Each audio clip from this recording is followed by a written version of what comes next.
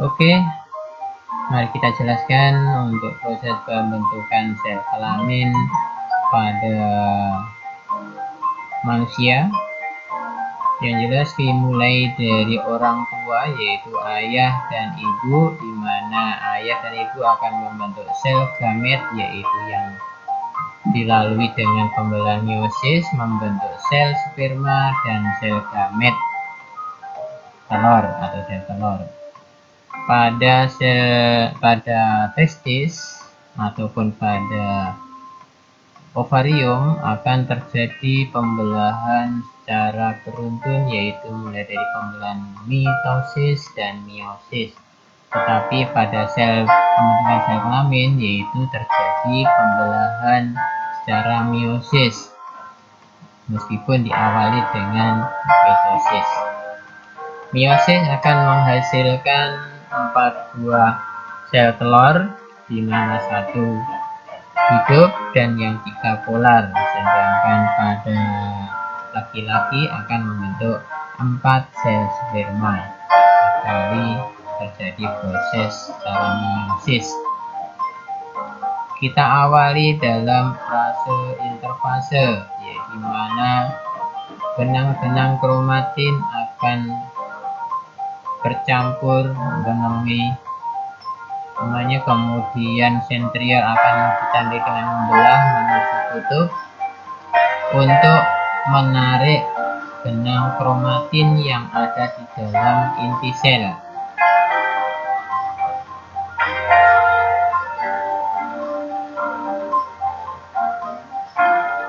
Sentriol akan selalu menuju ke daerah kutub dibarengi dengan pergerakan kromatin yang ada di dalam inti sel.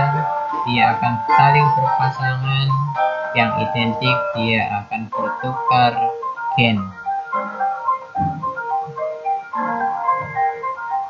Maka terjadilah pertukaran gen yang dikenal dengan istilah pembawaan sifat. Ini terjadi di dalam benang kromatin.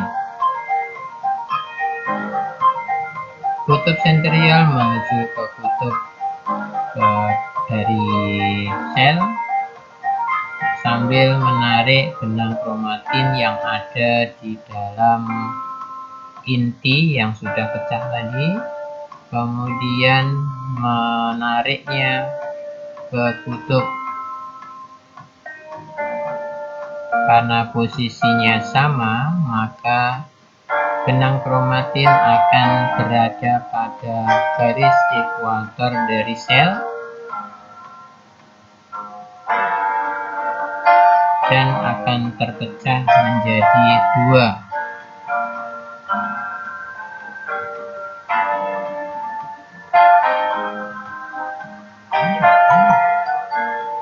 Ini menuju daerah ekuator, sama-sama kuatnya, maka akan ditarik kuat.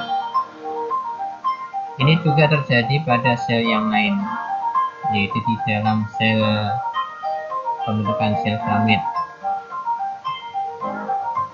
Benang kromatin akan tertarik menuju ke kutub disertai dengan pembagian sitoplasma pada sel,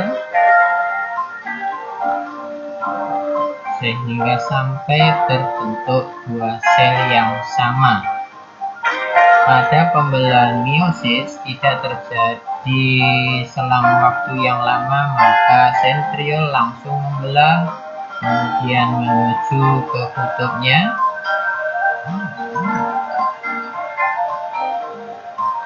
Dan diikuti langsung karena tidak ada selaput intinya.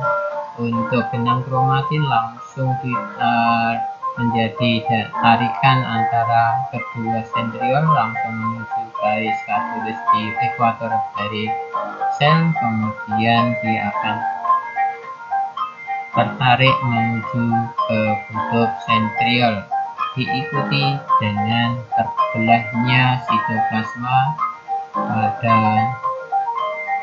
sel yang terbentuk tadi, sehingga akan terjadi 4 buah sel ovum maupun 4 buah sel sperma. Hanya saja kalau pada ovum 1 menjadi sel telur, yang 3 polar atau mati. Sehingga apabila sel telur dan sel sperma di sini akan bertemu, maka terjadilah fertilisasi sehingga kita bisa lahir di dunia, bisa melihat indahnya dunia ini. Demikian pula anak yang masih mengalami masa pertumbuhan, ini juga terjadi proses pembelahan sel. Hanya saja pembelahan selnya ini terjadi pada sel tubuh, sehingga di dalam proses pembelahannya dikenal dengan istilah pembelahan secara mitosis, di mana satu sel belah menjadi 2 sel, dari 2 sel menjadi 4 sel, dari 4 sel menjadi 8 sel, sehingga volume sel yang ada di dalam tubuh semakin banyak. Hanya saja individunya tidak bertambah. Dengan kata lain, individunya semakin tumbuh besar.